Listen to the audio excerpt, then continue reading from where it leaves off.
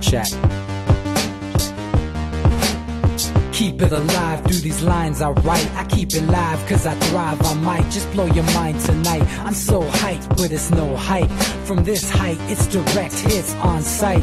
I'm your type, lend me your ears to show you that there's something in me. I'm not giving up, I'm standing right here, holding these days hostage. And I'll make this my year. We turning fear into love, and the love's in the air. I love doing this cause nothing compares. Nothing can share that same type of feeling when you feeling them flares. They can't catch it, it's havoc. I rip to a tear, switch a scenario on stereos, I leave them impaired. Variables start to change and they're all in my range. I just gotta grab it, it's all mathematics. Every step is drastic, I make it fantastic. I'm trying to take your breath away.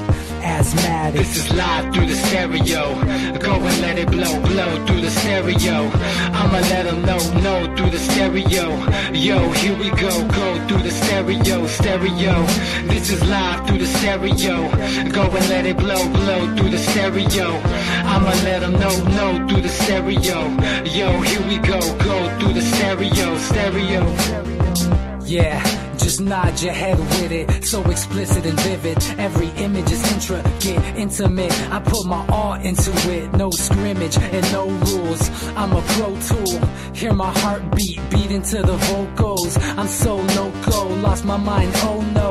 It's ponderoso, dope, so no overdose, cause it's dope, yo. Man, this is house grown, mixed with some milestones. So I let the style flow down like the Dow Jones, bringing it with some foul tones, letting the crowd know we getting loud, so it's eardrum rudiments. Yeah, we bring it rude again. Move, little hooligan. Music for tuning in. Full time to the 10. I'm on my clock like I told you. I'm doing this for dreams we pursuing. Hey everybody, welcome back to the Anti-Media Radio Show. Once again with your host Nick Bernabe here on UCY.TV and the antimedia.org/radio. Thank you all. I'm really happy to be back. It is Wednesday, December 13th, 2017, and hey, we're just going to talk about some stuff tonight. Don't got anything really hard scheduled here on the agenda tonight. Obviously, we're going to briefly go over this stuff with Alabama election,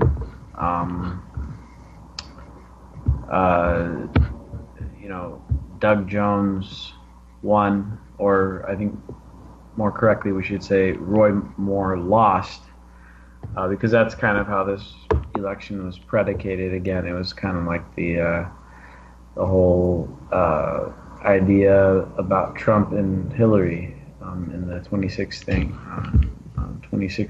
election. It's like we don't know what Doug Jones was really standing for. I can't even tell you one policy the guy stands for. I know he's a Democrat, so he probably does. He stands for the Clinton Foundation for sure. Yeah, and I bet you he stands for the Pledge of Allegiance and the national anthem. I can't tell you anything about the guy because he didn't win. He wasn't running on fresh, new, innovative ideas. He lost to a fucking lunatic by the name of Roy Moore, who, among other things, is most likely a serial child molester. And this dude won by less than 1% over him. So I don't know. And he lost because there was a 50% Republican voter turnout too. You got to factor that in.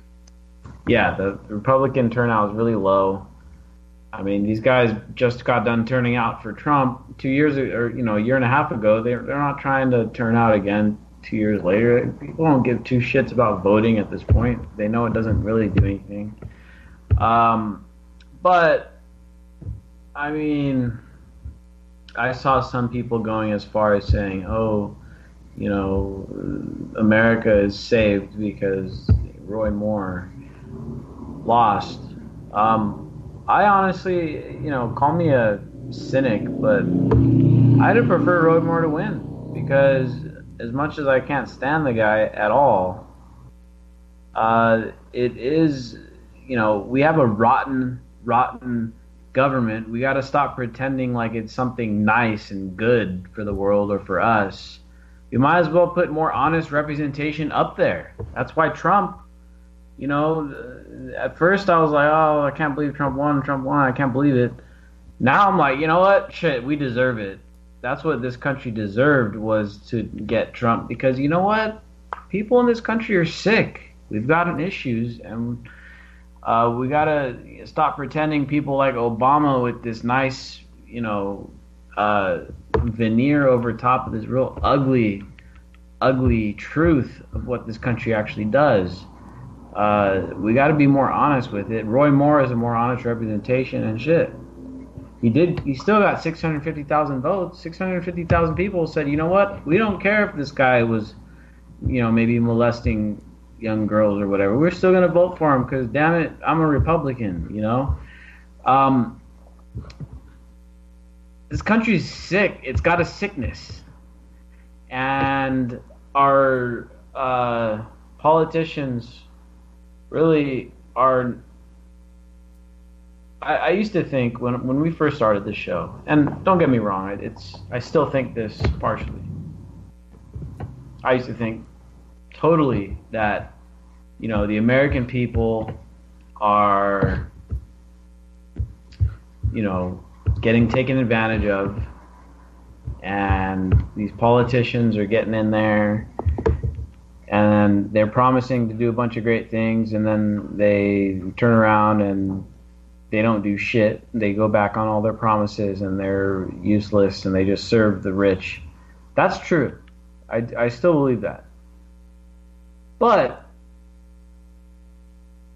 at the same time, you got people like Roy Moore running around and saying really, really awful stuff, promising to do really nasty things. The guy was disbanded from being a judge in Alabama for, being, I believe, because of the stuff that he was refusing to enforce the gay marriage stuff. I mean, these are people that are genuinely bad people, and they're promising to run and promising to do genuinely bad things. Donald Trump said, while he was running, that he was willing to track Muslims, basically stick Muslims on a list, building wall, deporting families, breaking up families, increasing the military, killing people, torturing people, reinstating waterboarding, and people are like, yeah, hell yeah, elect that guy, he's going to make us great again. And then it's like, I sat there, my jaws just dropped, and I'm like, wow. I thought that, these guys, politicians, would be running on, we're going to be nicer to people, we're going to get along with the world, we're going to be less military, kill less people, have less wars, not jail so many people, not spy on so many people. No. Trump ran the opposite. We're going to spy on people, we're going to torture people, we're going to build up the military, we're going to kill people, we're going to deport people, we're going to build walls. And people cheered that shit on. So you know what? I'm tired of this bullshit that, I can't believe politicians take advantage of poor Americans. A lot of these Americans are fucking assholes that deserve Donald Trump. I can't stand Donald Trump. I disagree with 99.8 of the shit that he says and does. But a lot of people, millions, tens of millions of people, they deserve this shit, unfortunately. And, we've been in this media business for a long time now, 4 years, 5 years. Me and DV have been going on the show coming up. It's got to be coming up on 5 years, I think. Lost track of time. And again, when, I got into this... This is inevitable, Nick, I think, is what you're building up to, is what we're seeing is inevitable. Yeah. And when empires collapse, militaries take over. So our empire's collapsing and the military is going to take over. And if you don't understand that, you're not cognizant of what's going on. That's who Trump is. Trump's the military's candidate. And they're going to take over again because the bankers ran us into the ground. And they sold our country off piece by piece. So, like you said, man, we get what we deserve because we did not vote out. We didn't vote hard enough. Yeah, I mean, definitely one way of looking at it. I mean, we've gotten ourselves into a big hole for sure. Well, we could have demanded changes. I mean, in the 90s, we had an electric car that would have killed gas and oil, and we just didn't demand it. And people just go with the flow. They go with everything that the government tells them to do here. We're a nation of sheep in the land of the slave, dude. That's what we are. Yeah, dude. You know, and it's unfortunate. It really is. It's unfortunate. And you know what I find really ironic? Being part of this millennial generation, catching the blame. Everyone's wanting to blame me for shit.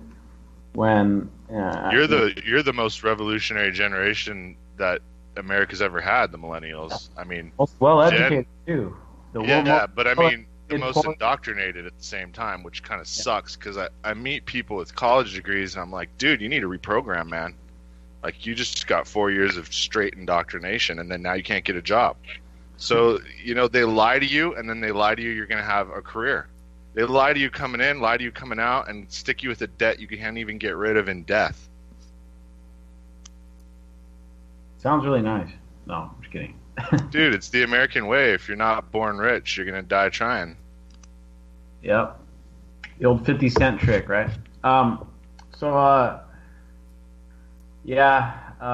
Look, it's nice being a millennial and catching the blame. I saw an article on townhall.com the other day, which is it's a conservative site. It used to be more popular, but it's still pretty big. It's a mainstream conservative news site.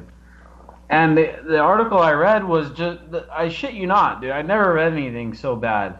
The guy was like, you know what, if this climate change is true, good. These damn millennials deserve to have a fucked up planet because they're such fucking pussies that are just a bunch of snowflakes that are just offended by everything. They deserve a shitty planet that's, rising sea levels and all this other shit. It's like, I was like, what the hell's going on? And back to what you were saying, DB, I mean, it didn't have to be this way. It didn't have to get so nasty. It didn't have to get to this point where we've now got fucking people going around wanting to stick Muslims on lists and deport people and do surveillance and build up the military. By the way, Trump signed the National Defense Authorization Act yesterday. Did you see what was in it, Nick? No, I missed it. I didn't get the details. They've authorized the use of artificial intelligence overseas. Oh shit! Of course. So the drones are awake now. Well, there you have it. And everyone was wanting to talk about this Alabama election, which is not going to matter much in the long run. Really. They're literally going to test Terminators out, dude. I'm not kidding you. They're tired of losing guys enough, and they're going to convince the American public that those soldiers' lives are worth us sending over autonomous drones, dude. Yeah. And that's what it is, dude. And that's part of the reason why Americans don't give a shit about the foreign policy, because our guys really aren't dying that much anymore. And so it's like, well, drone bombing here and there, not killing American people, so who gives a shit, right? You know what the biggest problem they were having was they couldn't fly a drone into a cave, but now they can send, obviously, like a tank drone that can think, and they'll just chase people into caves now. Holy shit, that sounds horrifying.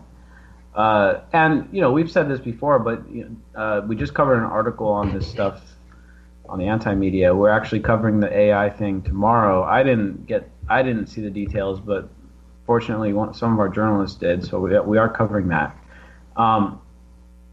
But Israel has been testing out these automated, robotic, I wouldn't call them soldiers because they're more like tanks and drones and that kind of thing.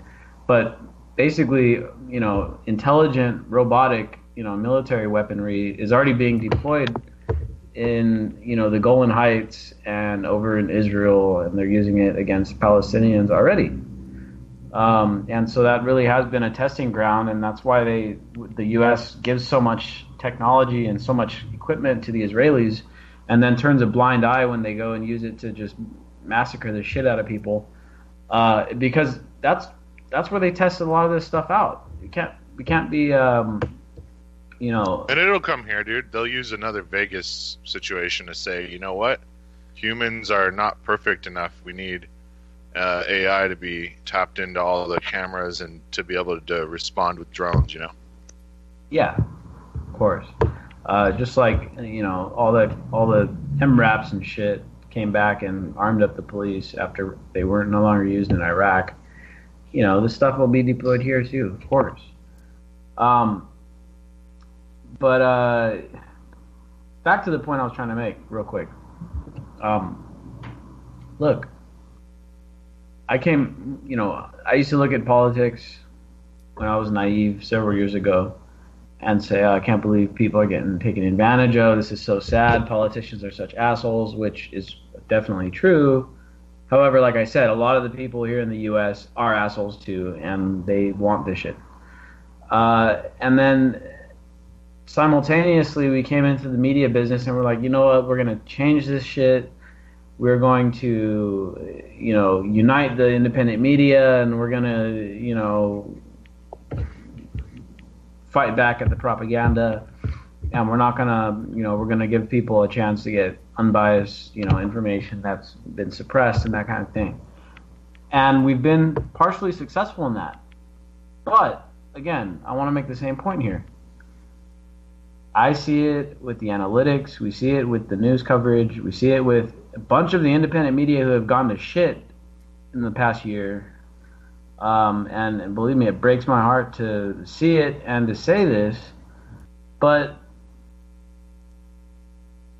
as bad as the media is, a lot of it is only filling a demand for people that want this shit. People want this Fox News crap. People want this CNN crap. People want this MSNBC crap. Now, of course, there's propaganda, tons and tons of propaganda interlaced in all of these media narratives and stuff. But people want this crap. Look at the whole Russiagate thing. I mean, people love sharing that crap, even though there's still not been produced any smoking gun evidence to say that, oh, okay, yeah, this is what happened. I mean, $100,000 in Facebook ads. I mean, if that could tip an election, what the fuck did Hillary Clinton lose spending $2 billion with? How did that happen? So a lot of the problems here in the U.S. are caused by these parasites taking advantage of us, and a lot of the problems are caused by a bunch of people who are enabling them. They want it. They want Roy Moore. They want Donald Trump. They want Fox News. They want MSNBC. A lot of people. Now, what makes it even harder for us, being the people who are like, okay, we see through this. We see this agenda. We see the propaganda. We see the politicians being assholes. And then it's like, okay, cool. We're going to tell our fellow human beings, our fellow Americans about all this stuff, and it's like, oh, you guys don't give a shit. That's why this is happening, because you guys let it happen. You keep letting it happen. And going back to this idea that everyone wants to blame the millennials, guess what? It's our parents and their parents who let this shit all happen. It's your fault. It's their fault. So, you know, it's just a very frustrating situation, and that's why it's you know, I kind of am at the point where it's like, all right, let's get the people, like for instance the people listening to this show, and you guys know who the people are who I'm talking about here. There's people that think like us and that know what's going on, don't want to participate in it. Let's get those people and let's get them to be able to enjoy better lives and to be able to be more effective in their own lives. And unfortunately, there's a lot of people out there that are lost causes, you know, and I think that's something that we need to start being able to accept, is that a lot of people don't give a fuck. They want bad shit to happen. They thrive off of this nastiness. I mean, I couldn't believe it. I was in, when I was still in Peru, a few days before I came back, and these wildfires started, you know, popping up here in Southern California. And the comments I was seeing from people many of which were like people from the South saying, "Oh well, fuck them, they deserve it. They're a bunch of commie fucking liberals in California anyway. Let them burn." And I guess, oh, now they want federal aid, right? After they want to secede and all that, right? Oh yeah, like people, we've come to this point now in the U.S. Part of this sickness that I'm talking about, where they're literally cheering on the fact that people are burning and their homes are getting burnt down, whole neighborhoods getting lost, and people are like, yeah, fuck them, they're California fucking communists anyway, who gives a shit? And then you flip it around too, when those hurricanes were coming in and it hit Houston, I saw a bunch of liberal people like, oh, fuck them, they're Texans, a bunch of conservatives. Well, unfortunately, they don't realize that Houston is actually a liberal city. But still, it doesn't matter. I mean, liberals are saying, oh, we're glad, fuck them, you know. Texas flooding, who gives a shit? They're a bunch of Trump voters anyway. How bad does it have to be where you cheer on the death and destruction of people? And then well, that's why we should just split up, Nick. I mean, I think I went to Peru myself, in 14 or 15, and I went through Miami, and I realized Miami is just not. It's really just not part of mainstream America anymore. It's a completely different thing down there than up here. Up here is completely different than back home where you are, Nick, and then of course where Jake is. Jake, are you on? No, we don't have Jake. Yeah, we're gonna try to get. Yeah, just to make a point, Portland's totally different. I mean, this country's massively different in specific geo-regions, and we're starting to see that. And I don't wonder if there's some kind of a plan in the works to use this division to kind of take advantage of having stronger regional governments that can get away with more. Part of what makes America great is that we could band together theoretically to uprise and revolt and get the government we really deserve. The good people, not the bad people. You're right about there are people that deserve this, but I have to say, I think with these coronal mass ejections from the sun, that everything is changing in our reality.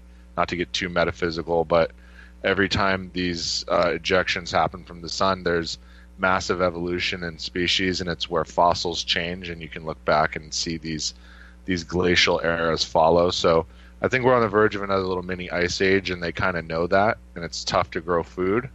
And we're either going to all come together and share this amazing technology we know they've been suppressing, or it's going to become a problem again with scarcity, because if the climate really does change, it goes hand in hand with people fighting over food and even water now. So I don't want to see the worst in humanity. I think the best in us, and we broach it every single episode, is that there's ways to get off grid and have complete modern convenience and not be reliant on centralized anything. And part of that is cryptocurrencies. Bitcoin's the name brand, but Bitcoin's ultimately going to be surpassed by other better, more secure and third generation cryptos that are just on the verge of coming out. And that's going to change everything, because it's going to be peer-to-peer lending. You can literally go up to your friend and go, hey, can you spot me a loan, and have a micro contract already done. And if you don't pay your friend back, then your friend's going to get your wages garnished automatically. So it's going to create peer-to-peer lending without any risk. Like now, if I let a friend borrow $1,000, that's not coming back to me. But a payment plan of $20 a month would. So those things are going to change lending and relationships, and they're like right around the corner. You can lend me $1,000 and I'd pay you back. But yeah, dude, I've got friends in, for instance, India, who I do business with, and I talk to on Skype, and we get along well, and we have conversations. The language barrier is not too bad, and everything's fine with that. But when it wouldn't be fine is if I said, hey, dude, in India, you have to start living your life this certain way, and if not, we're going to send the military in there and force you to do it. Or vice versa, where if a guy in India said, hey, Nick, I enjoy doing business with you and stuff, but you got to comply with our Indian traditions now, and you have to do things this way and that way, and for whatever, you got to do this, and you can't eat beef anymore, or whatever. I'm just throwing things out there. That's when things start getting a little weird, right? That's when things start saying, well, wait, maybe this isn't such a good relationship. Maybe it was cool and it was consensual, but now you want to force me to do things. The same thing goes for us in, for instance, Alabama. Today I was writing an article. I didn't finish it. Maybe tomorrow it'll come out. But I was just thinking about the fact that Roy Moore, a fucking, most likely a child molester. I don't want to call him directly a child molester because he hasn't been tried through the courts and the evidence hasn't been, there's been some evidence, but he skirted that pervo edge, Nick, where he was going for like teenagers in a mall, and like he was a groper, so he was like one of those types. And in the South, he could get away with it, I guess, during that time, barely. But I totally believe that he groped that 14-year-old girl. It was when I saw her story, the yearbook and everything, very compelling. I totally believe that. And I was just thinking, like, wow, this dude almost won, and he was going to tell me what to do. Some dude in Alabama, some hick, who is, from my opinion, completely ass backwards, right, was going to get elected, and then he was going to be in the Senate where he was going to steal my money and use it to do what the fuck he wanted to do with it. Now, he lost, but the guy that, like we said at the beginning of the show, the guy that replaced him, who the hell knows? He's just another Hillary Democrat, whatever. But still, some dude from Alabama who is a place that is very, very different from California. I went to Alabama. I was just there visiting with S.M. Gibson for like a week. I like Alabama. I like being there. The people that I met are pretty chill. But their government, from my perspective, is much worse than California's. And I do not want to abide by their laws where you go to prison if you get caught with a joint. Or you go to jail if you get caught with a joint. I don't want that. So why are we okay with saying, okay, some dude from Alabama could get elected to the Senate that believes that Muslims shouldn't be able to hold public office, and he believes that gays shouldn't be able to get married, and, who knows what other twisted beliefs, that, it's okay to grope 14-year-old girls, or whatever twisted shit this guy believes in. How is it okay for him to come tell me what to do? And that's, I was just thinking about that today. I'm like, God, that is just awful. It's horrible that actually goes on. It's the problem with all government. It's happening here. It's like on a micro level where we have wards. We have people that are like super marginal candidates trying to run for office. I'm talking about people like on the fringes in the way they think and live, trying to come in and run like 15,000 people's lives with these crazy ass ordinances, and they're just bullshit. They're not anything to do with making anybody's lives better. They're just more bureaucratic crap. They just pile it on, and it's like, dude, to the point now where I just like am like, any big city is just it's an absolute cancer to live in. It doesn't matter which one it is. We've got to create a satellite micro community literally outside of every major metropolis as an alternative. Like, we don't really have anything here, and I know in SoCal there's nothing, dude. In fact, there's homeless camps right now that are in the thousands, and those people should just build their own cities. And I think we need to get to that point, man. I don't know what it'll take, except for somebody to do it with maybe like super cheap hempcrete and 3D printing, and do it so cheap that maybe even homeless people can band together with what they earned through however they make their income, and then and kind of build something together. But dude, it's becoming we're two societies now, like, essentially. Like, I see massive homeless populations here, and it's super cold outside. I have no idea where they're sleeping, and eventually when there's enough people that have nothing to lose or little to lose, they'll create problems and revolt. And that's what I think that the police state right now is being set up for. Everybody's all these bootlickers are keen to think it's so the cops can even the playing field with these super powerful MS-13 gangs and shit. And it's not about that. They could wipe them out at any time. They're a useful tool. What it's about is when you can't get enough food on your plate, but you have your gun, how are you going to react, and how are they going to be able to defend the elites and the state? And I hope people know that's basically what's coming if the economy doesn't get righted somehow. The only thing I see that can work for the economy is if it becomes virtual, and I think we'll maybe broach on that eventually. But with cryptocurrencies coming into the play, if you're commuting to somewhere to work, you may not have to, and that's going to really change things soon.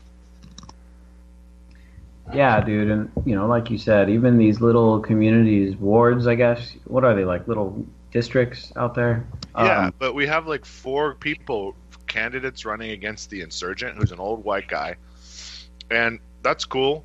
But now we have like every marginalized section all running candidates. So whoever gets in, no matter what, is going to be someone that is not a moderate, and that's fucking scary, dude. I don't want to live under the old white conservative guy or any of the other candidates, because none of them speak to me at all. Not even close. They're all twacked out in an extreme, like left or right. Nobody's in the middle anymore, and they're all making decisions for us, and that's why things are getting so shitty. If you want to know why the politics in this country is so crappy, it's because people vote party every time instead of their actual moral code and ideals. And if candidates were held to those things and like if a candidate said they were going to do something and then didn't do it, there should just be a recall right away. Like, you lied right away, you're shit. We're going to have another election. If people were held accountable what they promised, like, everything would be so much better. They just couldn't lie. Yeah, and look, and this goes to my longtime criticism of Republican democracy. And it's really hard for me to grasp this idea that we can somehow delegate, like, for instance, here in San Diego, a city of, 2 million people, where we can delegate our power to some dude who here happens to be a old conservative white dude. Okay. Before that, we had a Democrat. This city swings back and forth because it's pretty even. How can we delegate our power to this guy and then say, all right, dude, you know what? You call the shots for 4 years, and hopefully you do it kind of okay, and in 4 years from now we'll replace you with the guy from the other party, and and the cycle continues. And guess what? All the issues still exist. There's still protests down at City Hall every weekend. The homeless population has grown, 300-400%. According to official numbers, probably a lot bigger. You can't even run a city. A city, which is a small, million people, a couple million people, you can't even do that smoothly. So here's an idea. Let's scale it all the way up to where we elect one dude who's in charge of 330 million people.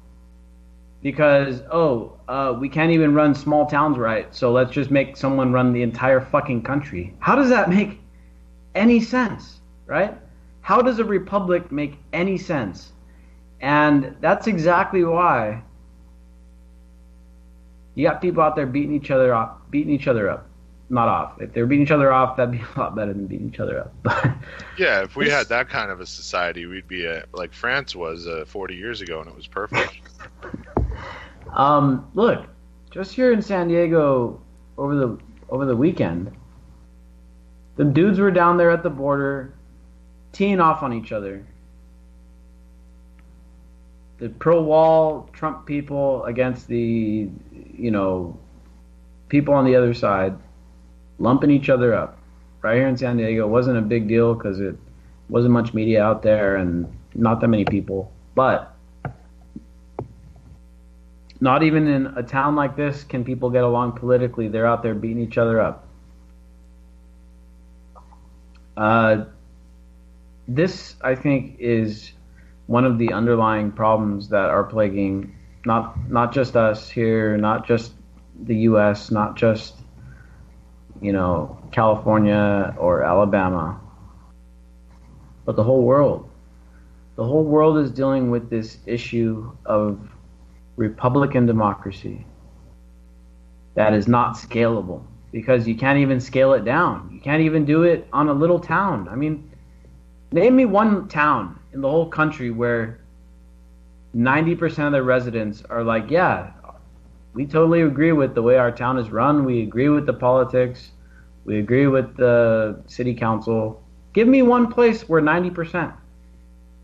Maybe you'll find someone. Maybe the richest communities like Malibu and Vail, where they basically own the government, so they get everything they want. Those are the only places where they're super happy. Maybe. And they're very, very demographically similar, right? Oh yeah. And more importantly, they're in the class with each other of $500,000 a year being like probably a basement. Yeah. So, few examples, small examples. But the moment you try to scale this up to any kind of city, state, or country, you wind up with these same issues, underlying issues of Republican democracy not being scalable. Can't scale it. And look back at the Romans, right? Didn't Rome start off as like a town? And they were like, you know what, we're going to practice this new style of democracy called a republic. And it started off as a town, and then a city, and then it became a state, and then it grew, and then it started spreading, and it became an empire. And then all of a sudden it's like, oh shit, this is dysfunctional. It's there's gridlock in the Senate. We can't get our legislature to agree on anything. The empire, there's edges of the empire that are rebelling, and they're like, shit, screw it. We can't get nothing done. Let's make an emperor. Let's just put one strong man in charge and let him call the shots. And then you end up with the Caesar. You end up with the emperor. Because a republic is not scalable. And it's almost like everybody doesn't read history. Every time there's a revolution, and you know what? I wouldn't even want a revolution in this country right now, in the U.S., because what the hell would we do? What would this country do with a revolution right now? I don't even want to know. I think it would get even worse, because they'd probably put a dictator in charge or some shit. Yeah, it'll be a full corporatocracy. You'll have President Zuckerberg. Seriously. No joke. And then if you're one of the people that's not plugged into the system and producing, then I think we understand what's going to happen, and that would be far worse than what's going on. Yeah. So I don't think we need revolutions and continuing the same old thinking, because what we see happening, at least definitely in the most recent times, modern era, last 100 years, you got republics, you got revolutions, you got coups, you got dictators, and then you get a revolution, you get a republic, you get a coup, you get a dictator, and you get a revolution. I mean, it goes back and forth and over a circle, round and round and round. When in the fuck are we going to start thinking a little differently about how we run our governments? About what is the foundational function of a government? What is it supposed to accomplish? Because it's become clear that no longer can we stick some dude in charge of stuff and expect him to rule in favor of 90% of the people.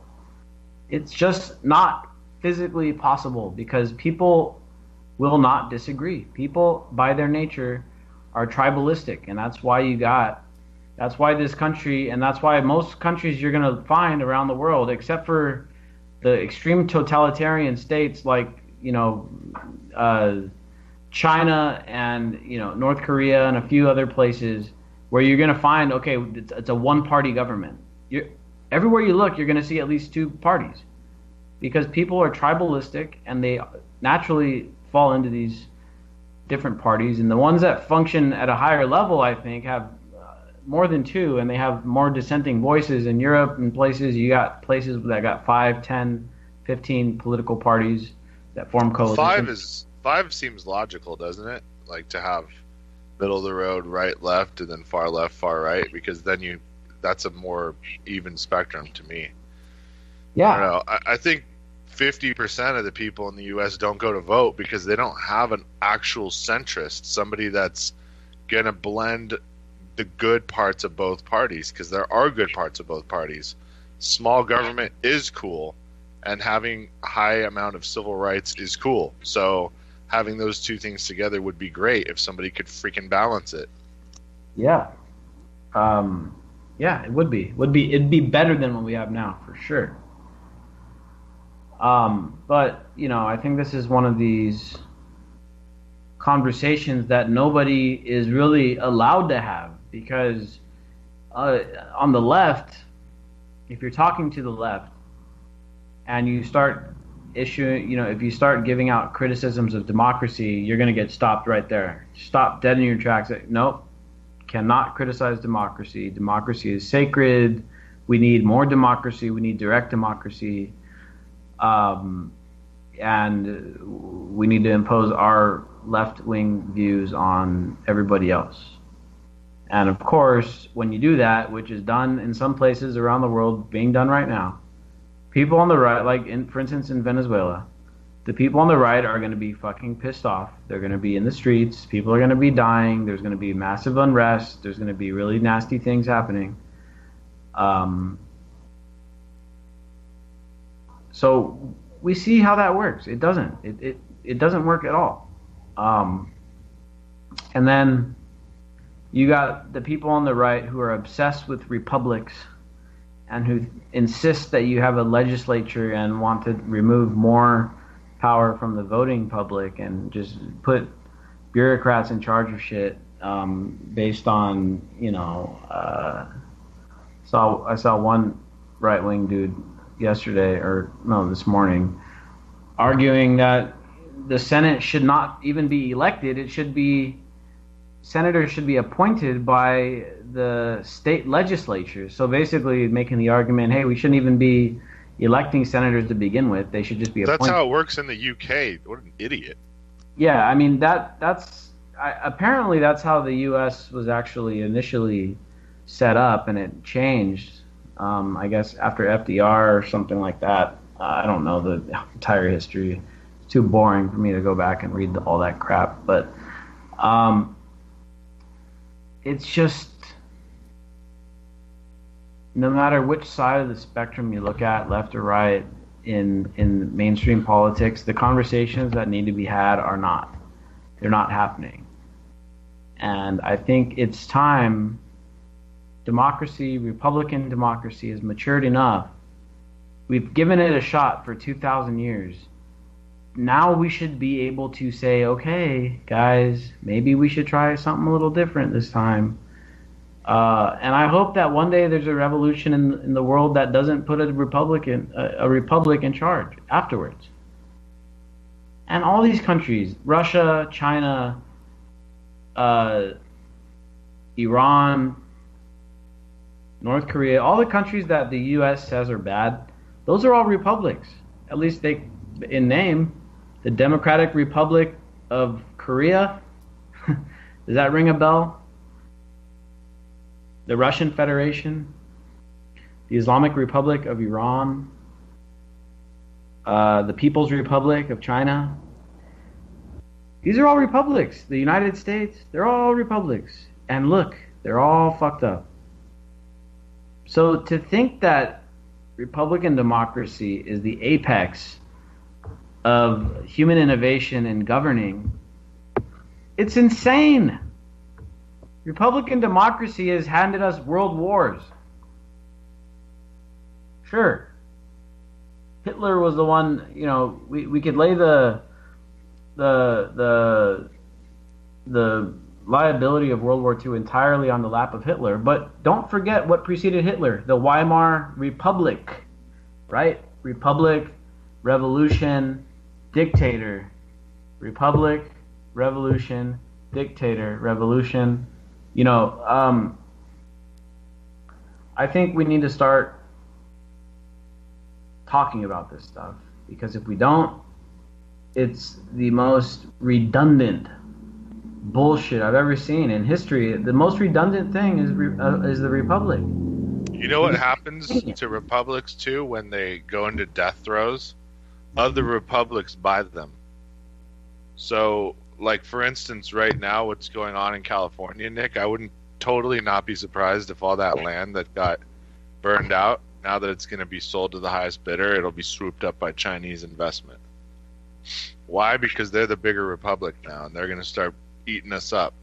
It's just what happened when Rome fell. When Rome fell to actually Germania, to all these barbarian tribes they thought were nobodies, showed up in Rome with catapults and took them out. And that was the bigger republic. That was a bigger empire that swallowed them, and then they became the Holy Roman Empire. So it's kind of a natural progression. Thankfully, we have an ocean between us, so they can't come physically take us over. But economically, it's shifted over, and everybody knows that. And that's probably why the rise of cryptocurrency is so huge, is because everybody's circumventing the Fed and basically the old SWIFT system and going around it, and not even needing to use BRICS now. They don't need to threaten BRICS. They just use the internet. Yeah, dude. And I think these republics, they have this like boom and bust psychological cycle that goes on, where they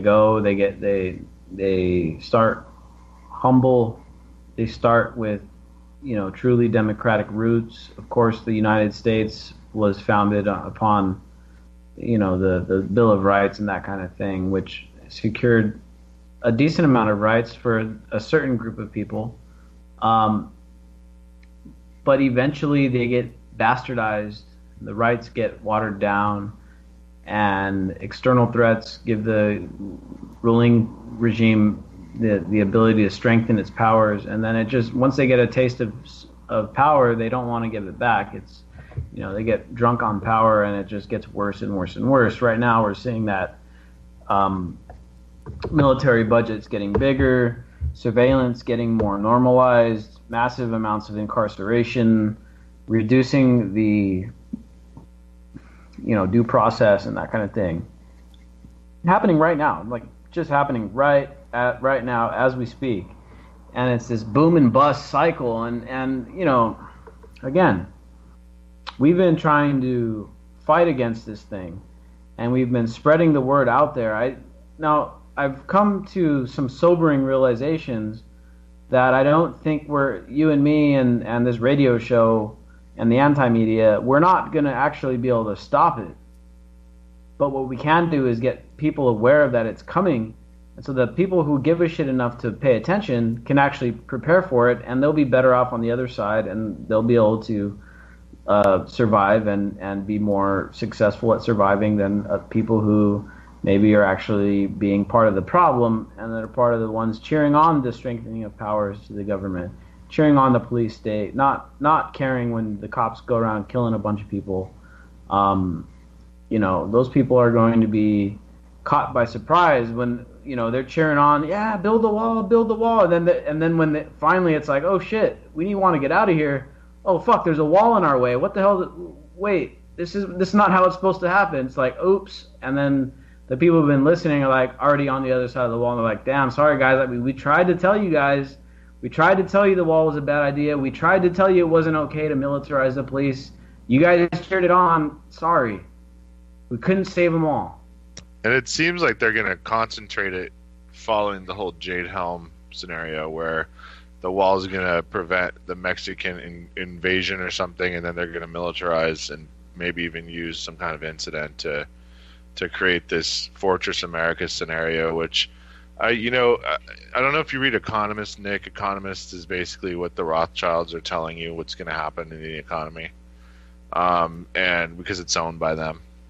So they put in 4 different scenarios for America, basically, like on the verge of the election cycle, maybe in 2015. And one of them was going to be full globalism, which is probably would have happened if Hillary had won. But the other one was a strong, like a polarizing figure came in, a strongman type, that we would become Fortress America again, which is what we were after Teddy Roosevelt. So because gunboat diplomacy expanded our empire and we got in a huge war with the Spanish Empire and beat them, we had all these bases, these naval bases everywhere. We took over the Philippines and Guam and even Cuba, and got Guantanamo out of it. Essentially, everybody got war fatigue and war weary, and the public just wouldn't support any of the policies. So we had to pull back to protect ourselves. Essentially, in fact, we didn't even get into World War I until the last year, because people were like over it, and they wanted us to pull back and protect ourselves and rebuild our economy. And it seems that that's probably what's going to happen here. So it's like you said, man, if you're not on the other side of the wall before it's up, then if you're not up here where I am, where I can run into Canada if I need to, it becomes difficult to physically leave for many people and make a migration if things do get really, really bad. And I think that's what it's really about. Yeah, and look, this may sound crazy right now. In 20 years, you may look back at this radio show and be like, well, maybe it wasn't so crazy after all. But look, the U.S. government, I don't know of any other entity that's been in this much debt. I mean, maybe looking back historically, there have been other empires that went into more debt. Germany was in more debt, so that's the parallel. Germany was in the same predicament. There you go. Well, you got a bunch of debt, right?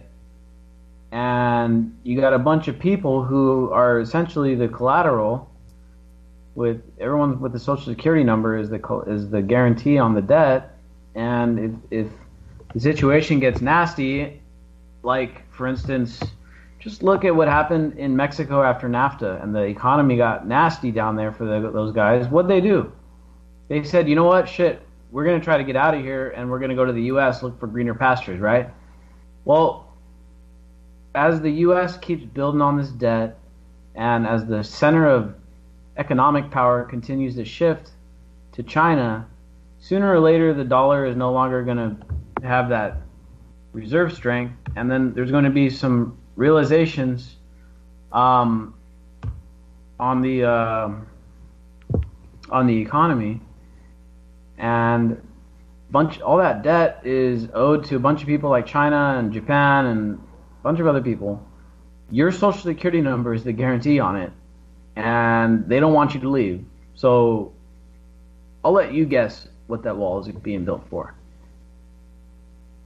Because it ain't to keep people out, because they're going to be begging people to come in soon. Yeah. I mean, when that happens, immigration, it's like, oh, anybody can have a Social Security number. Just come sign up, and we'll hand you a card.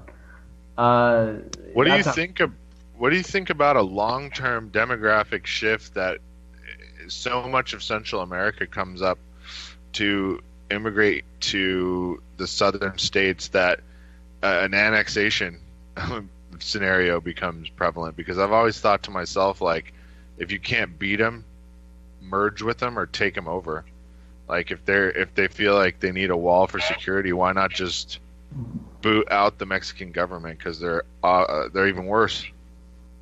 Yeah, I mean, let the people take it back, man. I mean, honestly, if the American military showed up in Mexico City and booted the government, the people would just take over with better people.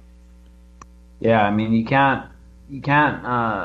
I don't know of any way to praise the Mexican government, but at the same time, as bad as they are, they're only inwardly bad, and that makes them actually less bad, I think, than the U.S. because we're outwardly violent, and that's the thing is, you go to most of these countries around the world, aside from the few people who are having like border skirmishes, like China and India, and Pakistan and India and stuff. You go to any country in the world, and it's you're not going to find many where the where the government is out there invading other countries or bombing other countries, that's basically unique right now to the United States and NATO and those guys. But it's us basically calling the shots, and so in that way, the U.S. really is the worst government in the world because we have more freedoms and stuff, personal freedoms, than let's say Chinese or North Koreans. But at least North Korea is only fucking its own people. At least China is only fucking its own people. Well, they're hacking the hell out of the world financial system, so eventually they may screw us all. True. But, they haven't really sent troops yet, so... Well, yeah, that's true. But the annexation thing, I mean, the problem is, in my opinion, of course, it could happen. I mean, these guys may try to go bigger. There's enough veterans there in Mexico. Dude, that's another side story that just shows how stupid of an empire we are, that we don't give citizenship to people that are veterans of our own military and they get deported. Yeah. But there's enough dudes down there with military training that they could spread their knowledge and probably, if they had enough stuff, just take over starting in Baja. But I mean, yeah, dude, I see Mexico as that people would take a lot of change if they could have it, because the narco states make it really dangerous for people on a daily basis. It's like kind of crazy. Yeah. And, from a principle standpoint, of course, I'd be against it because we're trying to shrink the size of these states, narrow them down, get rid of the federal governments, dissolve the state governments mostly. And, like we were saying, it can't even run a city. Representative democracy can't even run cities correctly. So we got to dissolve them down to the point where every community has its own way of doing things, and that's it. And then, of course, there's larger cooperation efforts, trade agreements, and that kind of thing. It's like, what do you do with the military, though, that now we're pretty aware they have autonomous weaponry? It's like, what are we going to do with that if we decide we want to really decentralize and get true freedom going? Which there is a way to do it, and we can keep adding amendments to the Constitution, which is the beauty of it, and keep adding in things to take power back. But we'd have to demand it. So, I mean, we need a constitutional Congress for a long time. We've needed it for at least since JFK was dead, at least. Constitutional convention. Yeah, we need exactly, constitutional convention to decide what we want to change, ratify new things, because the world's changed a lot since we've had any input on that. Yeah, it sure has, dude. And if we want to strip it down even more and give states the ability to write their own actual real constitutions that supersede the Fed, I'd be all for that too. Well, the good thing is that there are people out there. Unfortunately, it's being pioneered by billionaires and shit. But I mean, they're all libertarians. It's kind of it's weird because they're the weird libertarians. They're the guys that want to do naughty things on yachts out in the middle of the ocean. So yeah, I was gonna say, do not the silicon sickos. Yeah, I was gonna say there's people out there doing this stuff called seasteading, and so. There are going to be these experiments happening in the next 10 years, so these are things that we got to keep a close eye on. Hopefully, when good things happen, the ideas will get out there and spread, and then sooner or later, I think what we're going to see is some ideas that are going to be able to outcompete the idea of a republic. And that's something that could start happening in the next 10 years. That's what I'm hopeful for. We need fresh ideas, new ideas to compete with these old ideas, because the old ideas are stale as shit. Thank you all for tuning in. Anti-Media Radio. We'll be back one day. Go and let it blow through the stereo. I'ma let them know through the stereo. Yo, here we go through the stereo. This is live through the stereo. Go and let it blow through the stereo. I'ma let them know through the stereo. Yo, here we go through the stereo.